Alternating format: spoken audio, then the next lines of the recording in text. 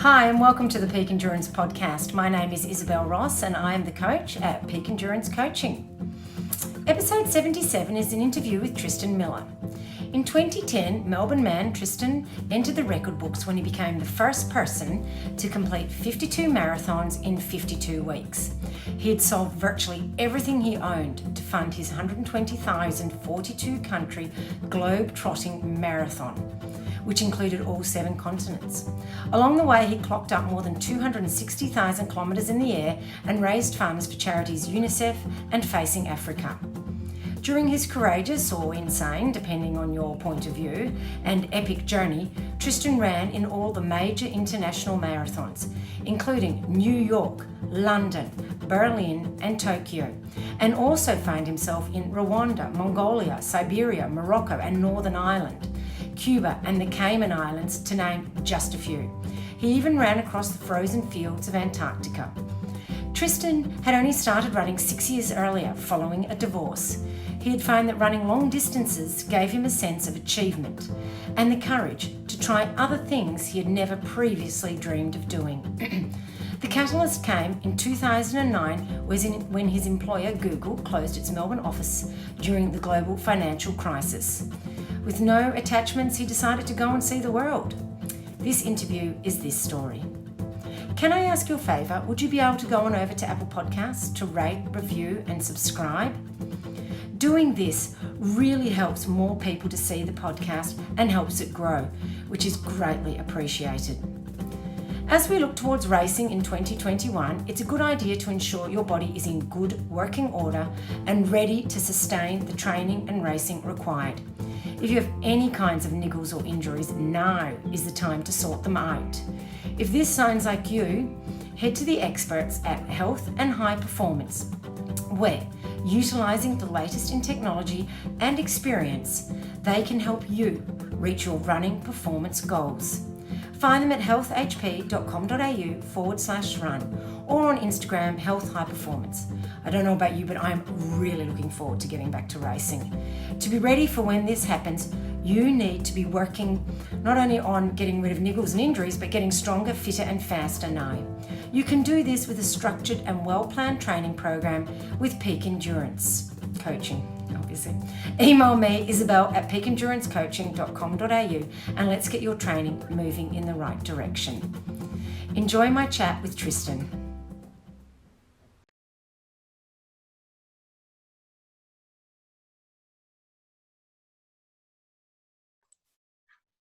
Hi, Tristan, and welcome to the Peak Endurance Podcast. Thanks so much, Isabel. Happy to be here. Can you tell the listeners a bit about yourself and how you got into running? Yeah. I feel like I'm an old runner now. Once upon a time, I was not. I started running as a post-divorce, escape piece, I guess. Like, to be honest, I was drinking far too heavily and escaping into a bottle until a mate of mine that I was working with at 3AW Radio in Melbourne, he kind of threw me a lifeline, got me out for a run and started me back into kind of the healing process, I guess, of kind of adding some self-worth back into my life. And that was at the grand old age of 28 into 29. And so that's now about 15 years ago, which is crazy because I didn't think I'd be running for more than a few Ks very often until I sort of really got the habit bit into me. And then I kind of realised ongoing the great value of that. And so, I continued to run, and started, ran my first marathon in 2005 and subsequently run some 86, 87 marathons. I've kind of lost count, to be honest, and about 30 ultras. So I kind of enjoy the ultras these days, probably more than the marathons. Yep. But I've got this nagging thing about doing, the 100 official marathons. It's kind of been bugging me for a while. So I'd really like to get that done as well. Unfortunately, this year I have made no dent. No progress on that one, I'm sure. Yeah, sadly for anybody. Yep. Yeah, so some people might know the fact that I ran 52 marathons in 52 weeks back in 2010. So I was 33 at that time. I've been running for some, 5 or 6 years back in 2010. And I wrote a book called Run Like Crazy. So came out back in 2012, did pretty well, sold about sort of 9,000 copies or something like that, which is that's good, awesome. not great. No, but that's good. Yeah, and it got translated into Chinese as well, which is kind of cool. Wow, that's cool. Can't read it. Do you have a copy of the Chinese one? Oh, yeah, awesome. Yeah. I think the funniest thing about that is the guy on the front cover is not me. Oh, seriously? Yeah, they took a guy that looked a little maybe Eurasian and chucked him on the front cover. Well, I suppose they wanted to appeal to a different, ethnic group, I guess. So that's fair enough. And so yes, that's what I wanted to talk to you about was the 52 marathons in 52 weeks. What made you decide to do that? Because you'd obviously been running, like you said, for 5 years by that stage. So what prompted you to do that? It's really easy to say I had this kind of light bulb moment and I decided that running around the world would be fantastic. And I mean, in parts, that's true. But I think any big idea like that is a culmination of a bunch of ideas. So you don't set out with this singular kind of purpose and idea to do this one thing. You usually have a bunch of ideas and then find like not necessarily a compromise, just an evolution of that. Yeah. And so in 2009, 2008, 2009, I was actually working, I moved out of radio and I got a job at Google. And so I was working there for a couple of years, and then the global economic crisis was in full effect, and they shut the Melbourne office, which was a shock to me because we were making a ton of cash. Yeah. But they shut that office. I was out of a job along with, the sort of 15 people in that office. My response was to run more. So I'd already been training for Comrades, the famous 90K race in Africa. Yep. And so I just kept on running and ran, over in South Africa with a number of my friends. And as we were doing all the training for that, like we did the Canberra Marathon that year in 2009. And when I was running, I kept on talking to my mates about, imagine like all these Ks that we're doing, 50, 60K runs on a Saturday as just part of our training. Imagine if you started to do some like product reviews and stuff like that. I mean, we're doing a lot of Ks here. So we're testing our watches, we're testing our shoes, we're doing all that kind of stuff. Maybe we should start putting that stuff on YouTube, because I was working at Google at the time. I was like, maybe this is the kind of stuff that we should be doing. And we played around with it and talked about traveling to different places. And then we went and did this race in South Africa. And then I was just mind blown. Do you know what I mean? Like, oh my God, this is what it's like to do a really famous international race. 90 Ks in South Africa with people lining the road for basically that whole thing. I was super inspired, had a really great adventure, decided that if I had to go back and just get another job, that wouldn't advance my personal self-worth. It would just be getting another job to replace my great job at Google. And so I decided to do something different. And it wasn't like, I'm doing this, that's it. It was like, I'm going to go home and mull this over and plan it out and decide if it's possible.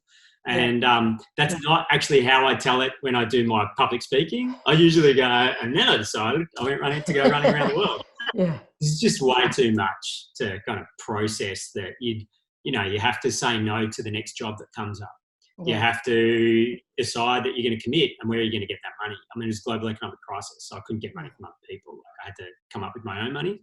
So I had to sell my apartment. So I put that on the market and hoped that I'd get a decent profit out of it to pay for this. And you probably weren't going to get the full value at that time either, would you? No, I mean, actually, surprisingly, got more than I expected. But yeah, that was good. That turned out pretty well.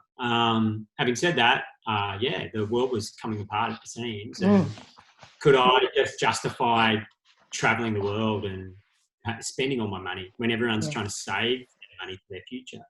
At that time, I was pseudo-single. I had a girlfriend over in, from Japan that was living in the UK, and she'd kind of broken up with me, so I kind of used that as my excuse to kind of, whatever, I've got nothing to lose here. And then, of course, while I was training to leave, I met someone else, and then I kind of had to part that. Oh, no. Yeah. So all of those things culminated in me just making a few personal sacrifices to decide that for just 1 year. And I reckon if I couldn't time box it, that would make it even harder. But because I could say this is just 12 months of your life. this time. Go and make a massive effort to make this the greatest year of your life. Record what you can, turn it into a good story, come back and then go back to life. And if it doesn't work out, that's okay, because it's my money, it's my responsibility, it's on me. And it was, I would say in 2005, probably not possible, because we didn't have the technology or Wi-Fi or smartphones or any of that kind of stuff in place to make it happen easily. Like Hostel World and Hostel Bookers, like online systems like that. I use Skyscanner, for that whole year to book flights and find the best flights. None of that existed 5 years before. Wi-Fi, easy access Wi-Fi in Siberia, this was no thing. I mean, there weren't even hostels in. So I found the first hostel in a place called Tomsk, which is this tiny town in the middle of Siberia. Like, they weren't hostels before that, So, like, it's so many things just seemed to be, it was the right time for it. And I would say 5 years later, it would have been easier to do. But at that time, it was just accessible enough to make it work. So, and so I got going. It was amazing. And how did you choose which marathons you were doing and which countries and that sort of thing?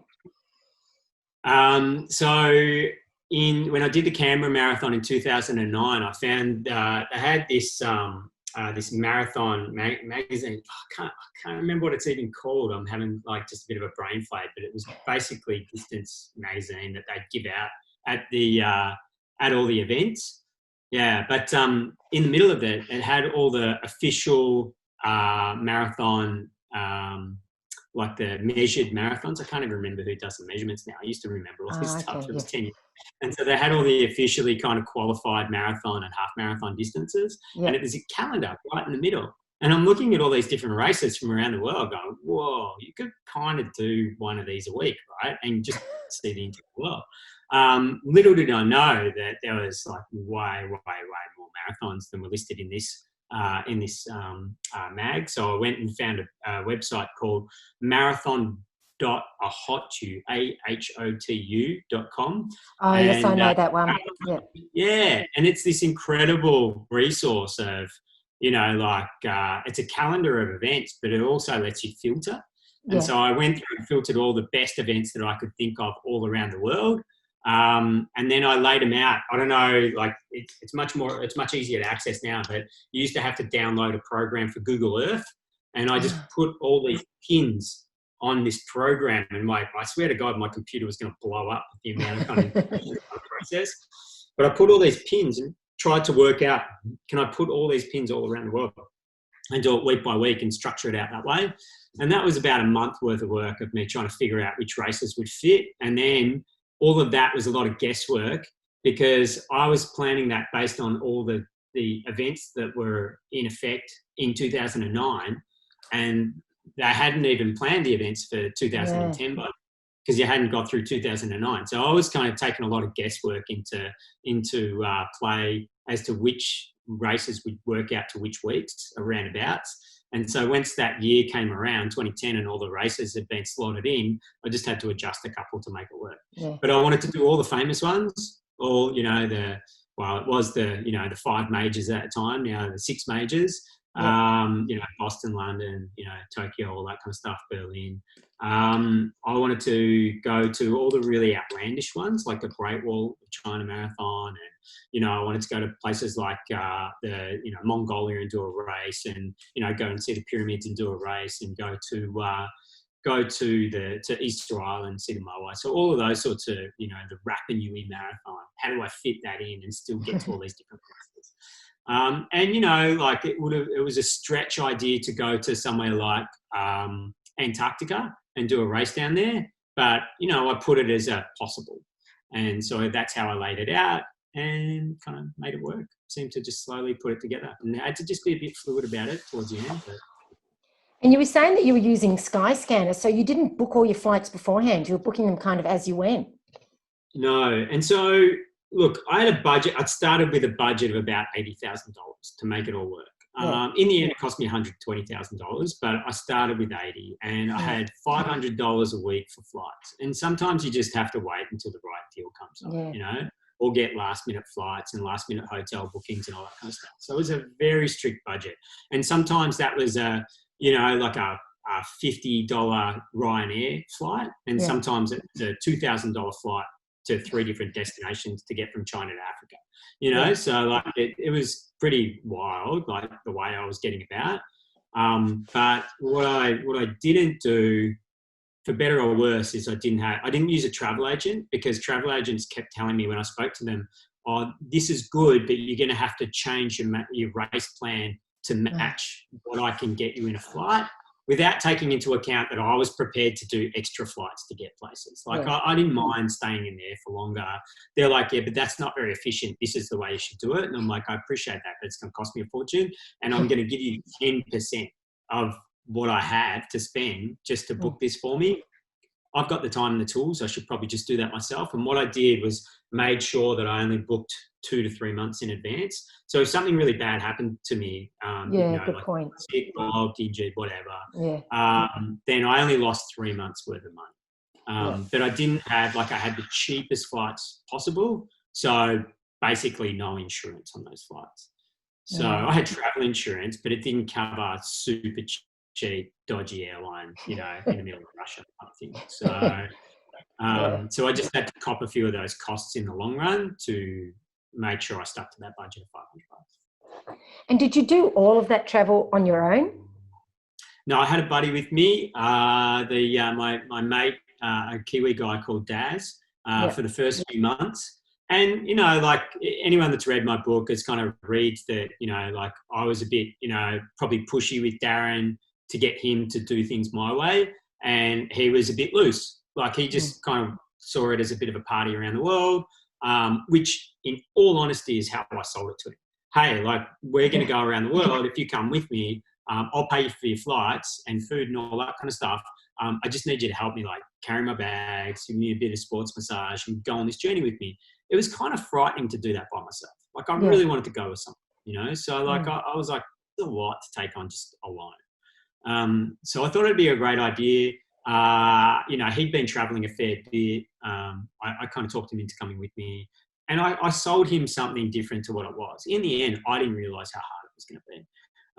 And so as it got really hard and I was fatigued all the time, I'm asking him to do more. And actually he just kind of was a bit stressful for him. He's like, oh, I just thought we were going to have fun. And this isn't fun, you know, this is work. And so I got in his case a bunch of times and he got jack of it and he kind of tossed it in April. And then I just kind of had to suck it up and go it alone, because I was like, now I'm doing this, I'm not going to stop doing this. No. So, and which was great because a lot of people came to meet me from, you know, friends from Australia. And then I made a lot of friends. It's shocking how many people are just on the marathon circuit somewhere. Oh, really? You know, yeah, like amazing, especially in Europe, like a lot of people doing multiple marathons through a year. And the US, like people just tour the US doing marathons every year. And there's these outfits like the Marathon Maniacs and people like that. Who do multiple marathons and they're trying to fit them into a year. And everyone's like, cool, you can come and join our club because you've done lots and lots of marathons. I'm like, kind of got my brand, you know what I mean? Run like crazy. Yeah. So trying to kind of turn this into potentially something I get to hold on to after this year.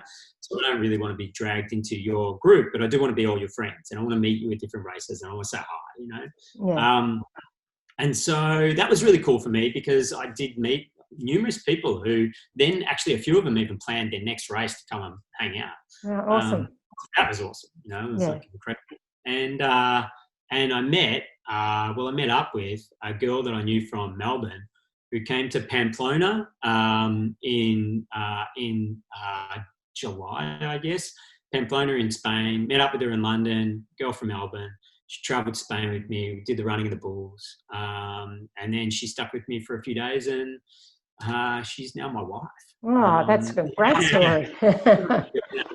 Yeah. So we sort of knew each other a little bit back home, and then when she came over, we hit it off, and then you know one thing led to another, and we stayed in touch for the rest of the year, and you know everything else is history. That's brilliant. Yeah. All right, and so with all that travel, because that's a lot of travel you're doing every week, how did you recover from that and be able to run? Yeah, look, I had all these incredible advice from people about how to recover and look after yourself. And, you know, look, I kind of had some intuition around it because I travelled and run big comrades and, you know, was running every week quite a long way. To be fair, you know, in my training for comrades, I was doing way more Ks a week than I did doing the events the following year, I was easily doing 100 Ks a week, like easily 100, 120 Ks a week without thinking about it in 2008 into 2009. And then in 2010, some weeks I do, 50 kilometres. Like I did a 42K run and I do one or two other short runs just to check myself. And other weeks I do 180 kilometres because I do a 100K race and a couple of other races, and I just end up doing a lot of Ks. So it was really mixed bag. But the year before, because I had all this kind of what I would say experience, I kind of knew what to do to look after myself. I got all this really great advice, diet plans, all this other stuff. Most of it seemed great until I was out there. And then, I couldn't get the food that was listed in my diet plan. I was avoiding plain food because I'd kind of been warned it's just not really that good for you, and probably wouldn't help, and you should just eat a bit better when you get off the plane, et cetera, et cetera. And I just started losing weight, like so much weight. Like I just, I think like if you remember, your backpacking experiences, you tend to kind of get lean, not because you don't eat, you're just moving all the time. Yeah. And so I was moving all the time and walking around these different cities and doing all this different stuff. And I was just kind of snacking along the way, but, probably not fueling in the right way. And then I'd do race after race after race. So even though I wasn't doing the same number of Ks that I would have done a year ago, I was doing them as races. So I was taking a huge toll on my body. And so after a while, I was just getting diminished, like I ran 6 marathons in 6 countries in January 2010 and traveled as well and didn't eat any of the plain food. And so I was just kind of starving, and a month later, after I'd been in Tokyo, etc., I just kind of ditched the plan and I just started getting basics. Okay, I'm going to eat, as soon as I finish a race, I'm going to relax. I'm going to have a few beers. I'm going to celebrate my win. And then the next day, I'm going to be pretty conscious of what I eat. Eat some, fish and meat and all that kind of stuff. Try to get my protein up as much as possible. I'd get bags of brown rice or natural rice because you could get that in most places. Brown rice is an easy thing to come by, and it's got a fair bit of nutrient value, etc. as well. So I'd carry a bag of rice through various airports until they took it off me, and then I'd go and get another bag of rice, and so that kind of stuff was a nice subsistence thing to have. Eating lots of tin tuna and all that kind of stuff along the way, and then by the end of the week, I'd kind of load up on pasta, and then I'd go and destroy myself, and then I'd get back into the process. So it was a pretty simple plan, but I could execute it easily. And that kind of leveled me off. And in fact, I got sick in the middle of the year, really sick after I was in Mongolia. One of the rules of going to Mongolia is anyone that eats in Mongolia gets sick in Mongolia. It's just how it is. You just eat, you think it's a great restaurant, you eat something, and then you're sick for 3 days. In my case, I was sick for nearly 2 weeks. Oh, wow. And still running. Yeah. So I lost a lot of weight. And I got down to about 64 kilos, and I'm 73 kilos now. So I'm not, I'm not. And you're lean now. So Yeah, I think I'm lean now. So that was like a bit of a shock to my system, but generally speaking, I had that, I'd sit somewhere around 68 kilos and I could maintain that and still travel and eat correctly. And did you start eating the plain food? Yeah. It was going out of fashion. I was asking for the second round. Yeah. You know what I mean? Can I have some more, please? I was that guy. But yeah. And apart from that, the only other real recovery kind of routine that I had in the first 3 or 4 months, apart from lots of stretching and stuff like that, I spent 2 weeks of time, I can't remember the number of hours it was, but I worked it out to 2 weeks worth of hours out of 52 weeks was spent in transit at an airport. So I had lots of time between flights trying to get because I didn't my flights really bounced to different parts of the world. And so I instead went to, I realized I could just do lots of stretching and exercise standing around because I didn't know anyone and I didn't really care what people thought of me anyway, right? So I was doing lots of just lunges and little workouts and stuff like that to stretch out my body. And the only other thing that I did was I religiously tried to have an ice bath after a marathon, which was really, really hard to do in places like Egypt where they just don't have ice, So it's like things like that seemed like a great idea until I couldn't do it. But I realised that, like, when I started the year, it would take me 4 days to recover from a marathon. Like by Wednesday, if I ran on a Saturday or Sunday, by Wednesday I could start to move again and feel normal. And slowly that became Tuesday, and then it became Monday, and then it became like 8 hours after a run. I was pretty good. Oh, wow. Yeah. So yeah, it was pretty surprising how quickly I started to recover. And so I would say that phased out the ice baths. I just didn't have a requirement for it anymore. And so it was just a time-consuming thing to do after you've had a run, to go find ice and put it in the bath. Yeah. I mean, that would be a bit of a hassle, and it's amazing how quickly the body conditions itself to that kind of training and racing, basically, isn't it? Yeah, shocking. It was shocking. But anyone that's like trained for, like there's plenty of people that have done multi-day races, right? Have you done any yourself, Isabel? Like the multi-day? Well, I've only done one 3-day race, but yeah, I tend to do ultras. Yeah, so but by day 3, your body just kind of falls into a rhythm. Do you know what I mean? Like, so any of those sorts of, like, I've done a few of those, like Transalpine, which is an 8-day race over the mountains in Austria, and UTMB and all that kind of stuff. Like you sort of get to a stage where your body just starts to get that it has to just keep going no matter what you kind of expected it, what it wants to do. And so I think you condition quickly because your brain has got there and your body catches up. So I'm always fascinated. I love the human body, as in, I think it's just such an amazing machine that we have, that we can do all these things. But we pilot though. Do you know what I mean? We pilot that machine. That's right. So, and I think that's like an incredible thing to have the mental strength to tell your body to keep going when everything in your body is screaming stop. And yet it just, like, all the pain signals just stop because you're just not listening to them anyway. So your body just goes, oh, whatever, I'm just going to turn off the pain signals. It's a waste of time. And I bet during, like you said, you did UTMB. I bet did you get a lot of that telling yourself to stop during that one? I destroyed my calf by 80 kilometres, and that was less than halfway. So, so I expected to do, I was thinking 34 hours, pretty big target, but, something I thought I could achieve. Like, I was running pretty well. I'd had the experience doing Transalpine the year before. I kind of knew what was in store for me. Went out, I think, pretty strong. I was doing pretty well. Rolled my ankle. So I didn't do my calf, I did my ankle. So I rolled my ankle at 60K, 70K, then 80K. And at 80K, it blew up. And, like, once it's weak, right? Like, it doesn't matter. You're trying to run on trails. You just know you're going to flip it again. And so, once it blew up, and they would only give me aspirin. And, I mean, it's the right thing to do. You can't have anti-inflammatories and all that kind of stuff.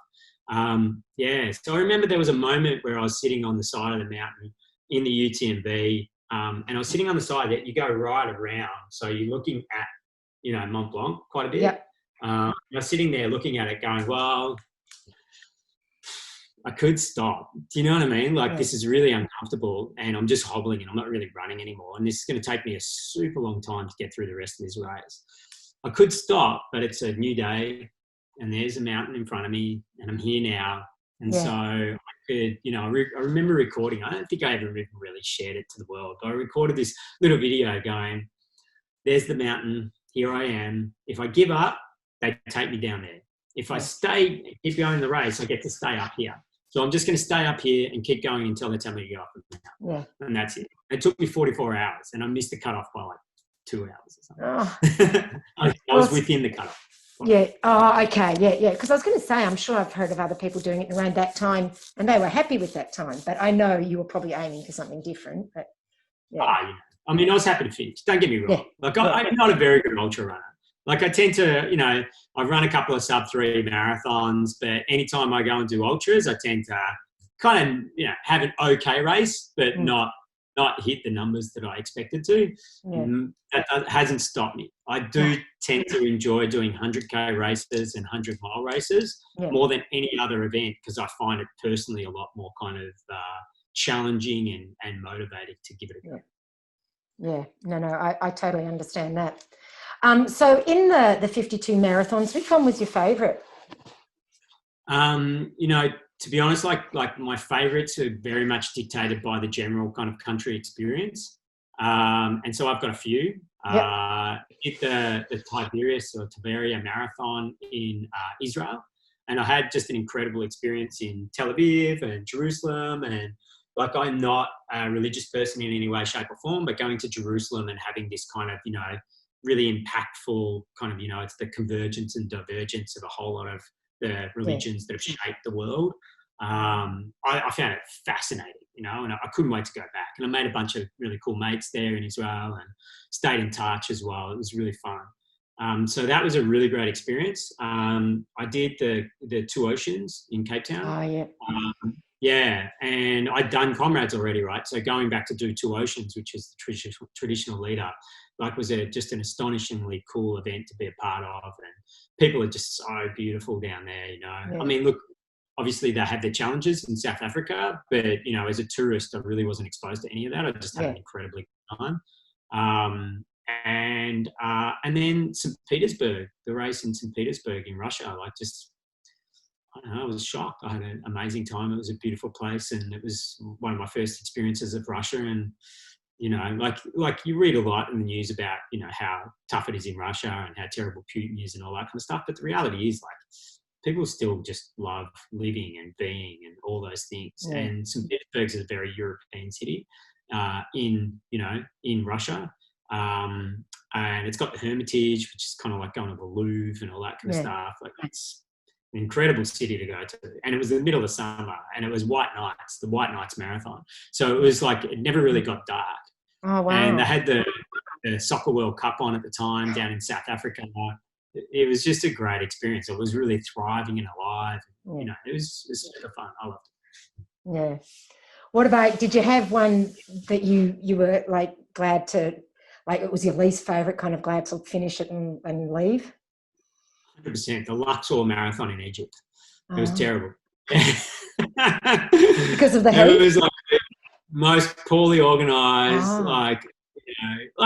you know, shout out to all my Egyptian friends out there, but like there's a lot of overpromise and under-delivery in Egypt. It's just how they roll. It was just a crap event.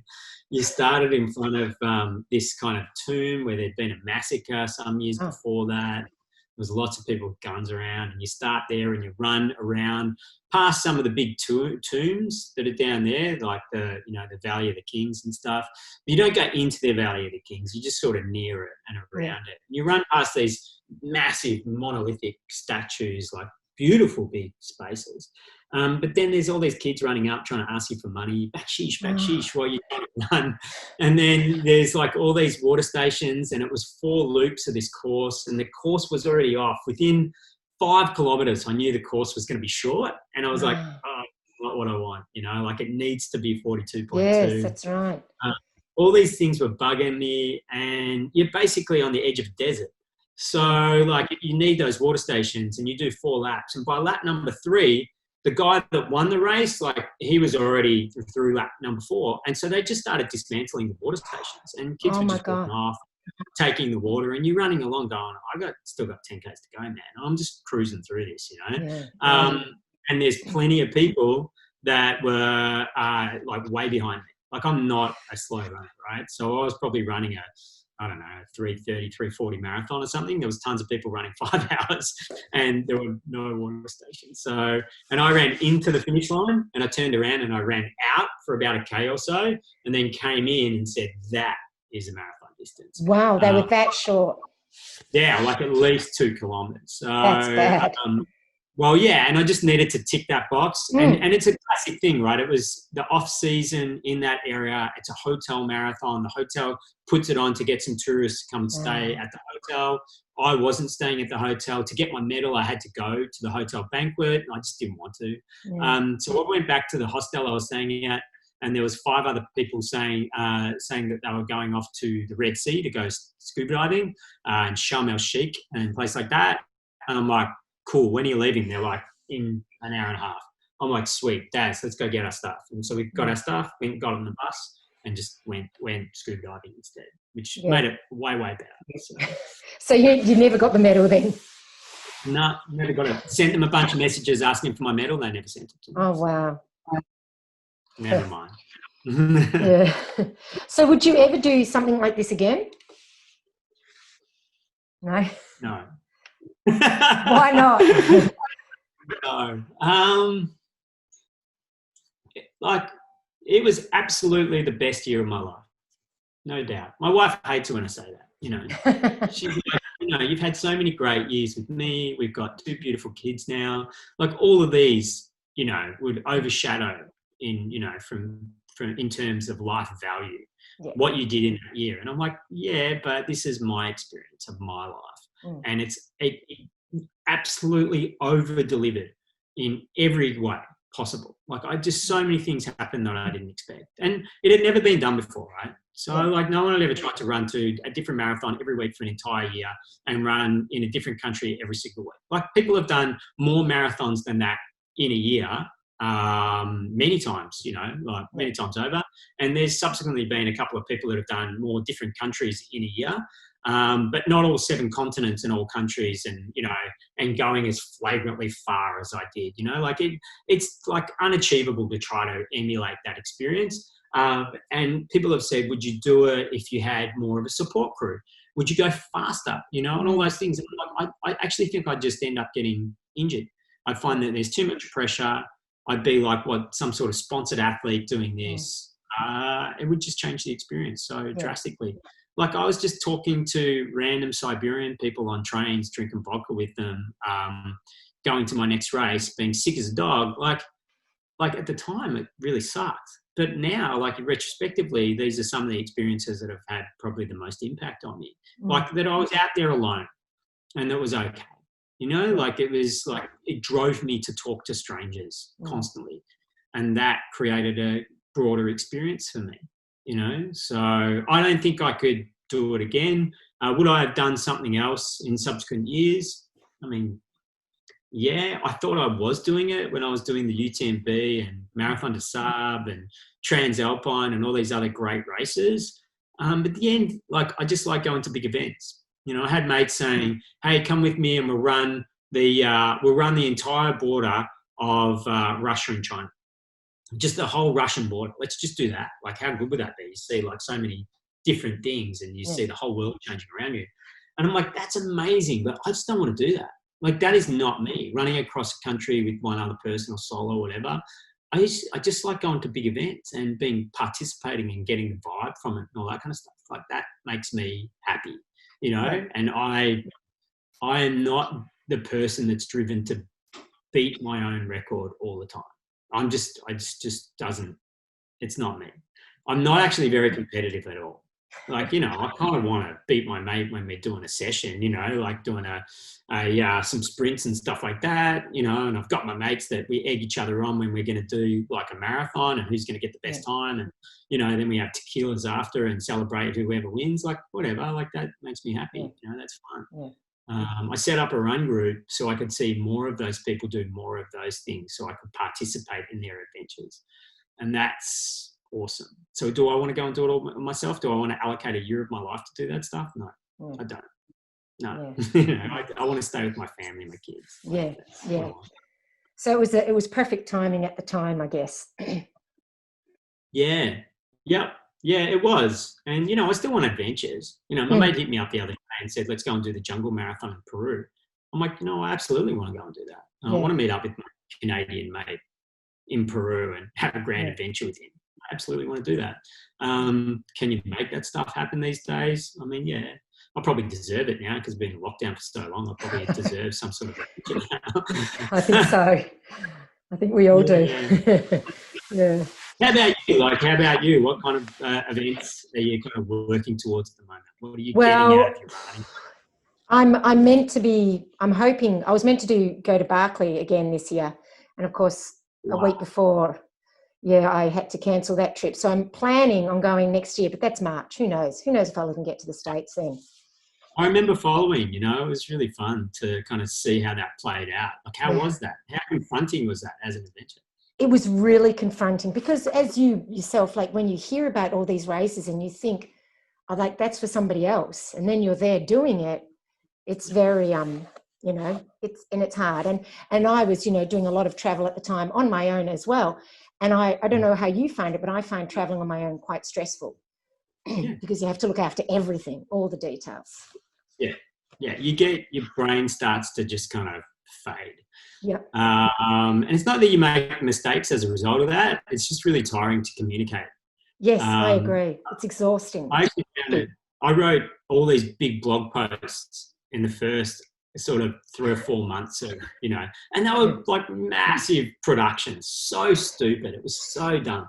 If I had to put a photo up with a few words each day, it would add so much more meaning than me writing these stupid big posts, right? But I thought I was writing the content for a book. Yeah. Which was the idea. Like, I'm like, okay, well, I'm going to just document it all and it's going to be great. And I'll have time because I'll just be traveling. So it won't be that hard.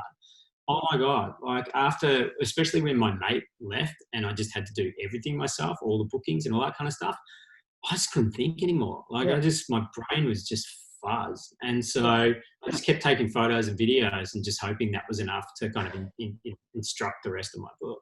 Yeah. Yeah. No, and that's kind of why I was asking whether you did it on your own, because I think that would have been, mentally tough to do that. Yeah. But to be fair, that was the only thing I was doing that year. Yeah, I didn't but have still. any other concerns, pretty selfish. Just like worried about me, where I'm going to stay, what I'm going to eat, who I'm going to hang out with. Yeah, but it's still hard. And do you think you changed as a person and really developed? Do you know what I mean? In that year? I mean, yes, absolutely. But so I'll put that back on you. Like like by doing the Barclays, when you went there, you had one thing in your mind, like, how I'm going to get through this. I'm going to get through as many days as possible. It's going to be challenging, but I'm going to do it. And then when you finish, you kind of had like a version of events, right? How did you feel 3 months later? Was it the same or different? Well, from that, because it was just a one-off, not so much, but certainly I went and I lived in Canada for a year. I just went and just lived there. And I find that changed me as a person because I had to go talk to people and get out of my comfort zone. And even at Barclay, I had to go out and talk to people and that. So I feel it did a bit, but it starts to wear off after a while. That's for sure. Well, I think like a year later, like if you look at it and the way it impacted you and how you kind of adjust to what happened to you, I think it just takes time. Yes. So it's like you have like a permanent shift in the way you look at stuff, right? Because you've just changed your entire perception of the world. And I feel like I did a lot of talking about myself in the following couple of years. Like, and that's, I don't know, I can talk about myself. I'm a pretty egotistical guy, right? Oh, well, you are, really? Yeah. But I feel like after a few years, I was writing my book for the following year. So I ran in 2010. I wrote my book in 2011. I wrote everything down. Like the publishers, Penguin and that, they were like, dude, like you have to finish this book. And I'm like, well, I'm still writing. And they're like, we only asked for 80, 90,000 words. How many words you had? I'm like, I'm at 120,000 words, but I'm still going. And they're like, just finish it, just stop it. And I'm like, well, I'm not going to do that. And they're like, well, give us our advance back. And I'm like, no worries, I'll transfer you the advance back. And they're like, we don't want the advance back. We want the damn book. Give us the book. And I finished at 180 something thousand words, right? Wow. So it was way over. But I wrote the whole book. And interestingly, I started doing speaking gigs for, a couple of the speaker bureaus. And they were pretty cool. Like, it was really fun. Like, I was getting paid to show up and tell my story. It was a pretty cool story. I'm, reasonably self-effacing as well. Like, I'll take the piss out of myself as much as possible to get people involved in my story. Yeah. And then as I was writing the book, I was telling these stories, and some of the stories would sit really well with people and others would just be blank faces, right? So I was using that to inform what I'd write in the book, and then I'd come up with new stories in the book of things that had happened, and then I'd chuck them in this talk and just see if people kind of were interested. And I'm like, cool, now I know my story because I know what people are interested in. Yeah. But then after I told my story again for the next few years, it changed slowly over time how I thought about myself and thought about the world that I live in and my place in it. And it took, I reckon the way I tell my story now is so different to the way I tell it then. And the way I view the world now is so different to the way I did 10 years ago. Maybe that's an age thing, but I also think it's just a reflection thing. You reflect on it, on the experiences and events and how they impact you and what you thought about it at the time. And now as I'm a bit older and I have my own kids and stuff like that, what I want them to think of me retrospectively. And I used to be so brash about it, and now I'm not. I mean, like, there's people that have done some of the most amazing adventures in the world, like, you know, around me, people that I know, like, and young runners that have become bold runners and incredible runners, and people going to Barclays, like stuff that I think, wow, that's incredible. I don't think I could do it. Maybe I could. I don't know. That kind of stuff. Like, I committed enough to do that. I went back to Comrades and I took an hour off my time. Oh, awesome. Yeah, well, that was satisfying. I did, like, you know, a bit over 8.5 hours, and that was awesome. But did it make me a better person? Not necessarily. Do you know what I mean? The adventure around it made it better. People I hung out with and all that kind of stuff made it better. So yeah, I changed. I definitely changed, but I'm still changing. So it's an ongoing process, I guess. Yeah, very much. Yeah. So, what would you say to people who want to do, you know, a big challenge, whatever it is for them? How would you motivate them, I guess, to actually get over that inertia and actually do it, rather than constantly thinking about it, but actually doing it? So I think you'll kind of respect this as well. And the term actually came up again while I was listening to the Rich Roll podcast the other day. And analysis paralysis. Yes. Like any big adventure you have, you got to map it out, right? You got to kind of work out how it's going to happen and what you're going to do. It is so easy to just stop because it always just sounds too big. Like, it's too much. Yeah. I once again was in the ideal position at that time where I did not have a job. Like, I had chosen not to have a job. Yeah. I had chosen to take on this challenge and go down this path. And I had to just accept that I was not going to stop until it was done. And if I stopped, it's because I was truly broke or broken. So it was one of those two things. Like, I really hurt myself, or I just did not have enough money to go forward, you know? And that was it. That was the only two outcomes. So, like, okay, I'm completely committed to this no matter what happens. Like, so it's 1 year, it's time boxed. No matter what happens, I'm going to get to the end of that year and I'm going to have an outcome. So I'm going to have some great stories, and I finished it, or I didn't finish it because I was broke, and I'm going to come home and start again. And how absolutely incredible that we are Australian and just can come back to Australia and figure it out and start again, you know? Maybe less so in today's economy. But, you know, that's what I could do. And that's kind of what I did. I came back with this incredible story. How do people commit themselves to go in that path without stopping at all? It's how you commit to any big race. Like, it's knowing that there's going to be an outcome. But if you think about the entirety of that race, that long, you know, like a Barclays or a 100K or a 100 mile, or anything like that, you think about the whole thing, like, you'll actually, your brain will freak out. So how are you going to get to the best condition you can be and just get to the start line? Don't worry about the rest of it. Like, once you're racing, it'll just figure itself out. And that's probably the best lesson I've learned from ultra running and marathon running, is like whatever happens on the day is going to happen. Like, there's so many factors involved that it's, I mean, you're screwed anyway, right? So you may as well accept that and just hope that the cards fall your way. And I got to tell you, like it did. I mean, there were so many reasons for that year to go wrong. I definitely got robbed. I got sick. I ran out of money a couple of times. like you wouldn't remember, but the volcano in Iceland went off and shut down all the airways between over the Atlantic. Yeah. And so people couldn't get to the London Marathon. They got stuck in Singapore and places like that. People couldn't get to the Boston Marathon. People couldn't get between those marathons. And in that month, in April, is like the London Marathon, Paris Marathon, Boston Marathon. You know, I was going to the Czech Republic. I was going to Ireland to do a race. Like, I was in that zone, you know. Yeah. And every time I went to the airport, my plane took off. And after my plane took off, they shut the airport. Oh, wow. And then I'd get to Boston and I'd land and they'd shut the airport. And then I came back a week later, fly out, and they opened the airport. My flight took off, they shut the airport. I'm like, wow. You know, and I am a religious person, like I said earlier, but I started looking up. And this is amazing. So everything's going to be against you.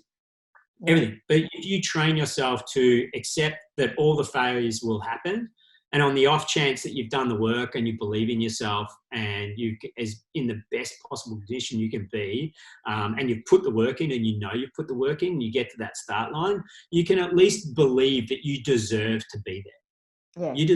You deserve this opportunity to succeed, you know? And that, I think, like, is a really empowering thing. Like, you know, we've all been to the start of a race half-assed, you know what I mean? Not quite prepped. And you know there's a good chance this time it's not going to work out. And if you've got the mental fortitude, you'll make your body do it anyway. And I have, and you probably have as well. Like, it works out. But it's, you should do more of the work to get there. And I tend to be pretty good at that now, to do enough work to get myself to the start line and then just let the chips fall where they may. And if it turns out great. If it doesn't, like my UTMB, total disaster in my mind.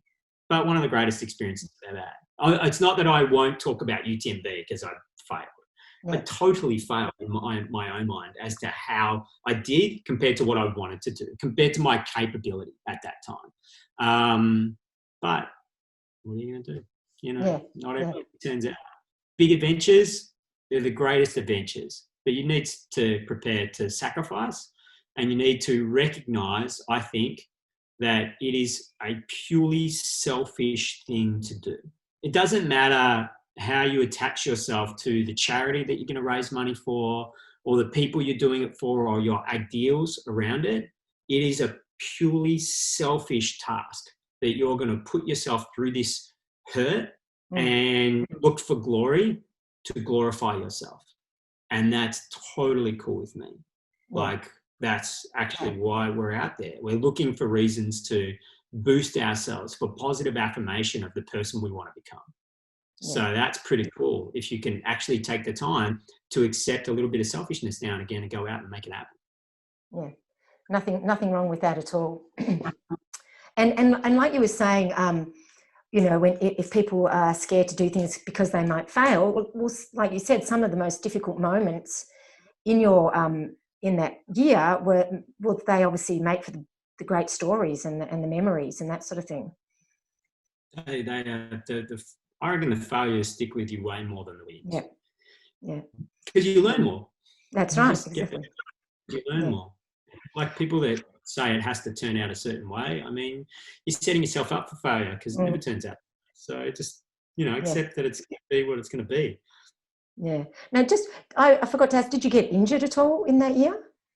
Yeah, but mostly strains. So I didn't tear any muscles that year, but I feel like I hurt all of them. I did like a marathon at a place called Stavanger on the coast of Norway on a Saturday. Yeah. And then flew overnight to Bornholm, an island. I flew actually down to Copenhagen in Denmark, and that night, the Saturday night, and got on a boat that took me overnight to a place called Bornholm, this island. And I got picked up from the ferry and taken to the start of the race, and basically had time to put my stuff in the back of the car and started running 100 kilometres around this Bornholm island. Yeah, so I was putting myself under an incredible amount of pressure. And I only did that because I was like, how cool would it be to say you did that? Yeah. That's pretty epic. Like, there's no way you should do that in the middle of running 52 marathons around the world. Like, why add the pressure, But it was cool. So, you know, I was like, look what I did, guys. You wouldn't believe it. I did this next. So, yeah, I got pretty beat up after that. Interestingly, in 2011, I tore both calves. So, yeah. Do you think maybe it was related to the previous year at all? 100%. Yeah. I really had just smashed myself for so long. And I ran the Marathon des Sables in the first months of 2011. So I kind of just kept it going. And then I just got injured. Like a few times that following year I got injured. So. Yeah, so I didn't really tear anything. I got sick a lot. I got beat up a lot. I kind of wanted to stop heaps. I taped up my calves like all the time. I just had constant compression tape all over my calves because they hurt all the time. But that's like getting on planes and getting off planes, right? You're constantly expanding those muscles. That's right. Yeah. You just start to ache. So. Yeah.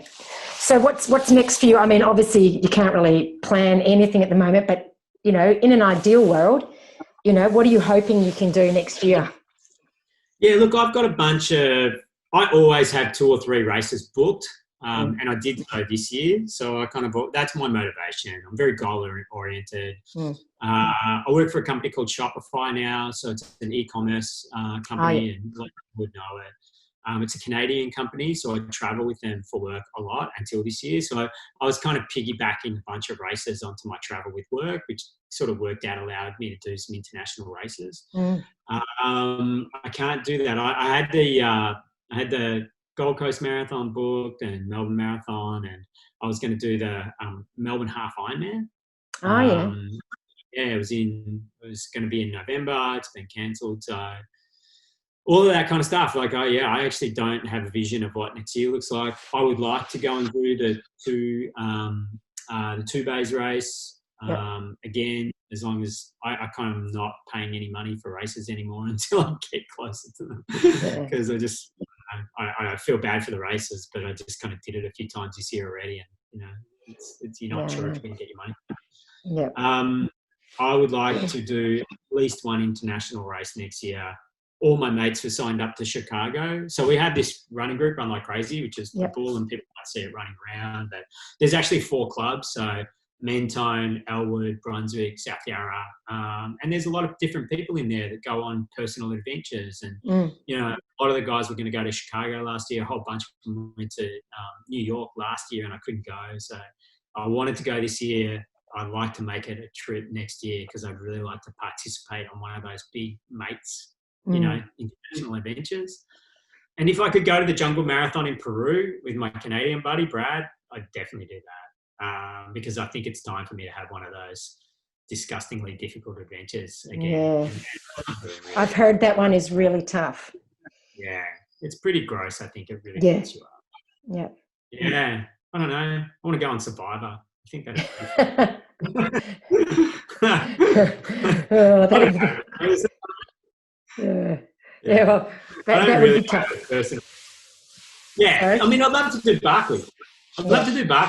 Honestly, it just looks too hard to sign up. You kind of must have been really difficult to get that sorted out, right? Was it hard? Yeah, that was. I mean, it was funny because like I'd been wanting to do Barclay for years, and it was only when I went and lived in Canada that I met someone who knew someone who, and if I hadn't gone to Canada, I would never have been able to get into Barclay because I wouldn't have met these people. So, Yeah, right. And isn't that the fortuitousness of just, going to putting yourself in new situations, and all of a sudden, all of these cool things just start to evolve for you. Like, it's just wild. Yeah, that's the thing. I think it's amazing, and that's why I think it's great to challenge yourself to do things, because if you just stay within your own safety net, you don't get to experience, like you don't know what the challenges will lead to. You just don't know. Yeah. And that's, I think, the greatest thing about that 1 year away is it just opened lots and lots of doors for me to just go and have more adventures and be the person I wanted to be. That's not afraid to if someone asked me to come and have this adventure and go and do a jungle marathon, can I logistically make that work? It's not like, can I do it? Of course I can do it. Yeah. It's like, can I make it work? And that's the beauty of that kind of mindset. Is there's not much that you can't do, because the worst thing is it goes wrong and you don't finish. Like whatever. Like it's an adventure. It leads you into something else. That's right. Exactly. Yeah. Yeah. All right. Well, thank you so much. That was a really inspiring chat. And what I'll do is I'll put a link to your book in the show notes, as well as to your run groups that people might be interested in joining once we can train in groups again. Well, I'll tell you what I have been doing, which I think's been sort of getting a bit of traction, is I finally got my butt into gear and set up an Instagram page. And so it's just like _run like crazy. And I've been posting sessions pretty regularly, cool. like just run sessions as off the program that I use for our groups. Yeah. And so like Tuesday, Thursday, kind of speed and endurance sessions, Saturday long run, stuff like that. So if anyone wants to go and have a look and make a comment, even give me some ideas for new sessions, I'd love that. I think that'd be really fun. I just kind of want to give back to the community and keep people running as well. So. Sounds brilliant. All right. Well, I'll put a link to that Instagram page as well. Thanks, all right. Well, thanks so much for the chat. Thanks for having me. Bye. Bye.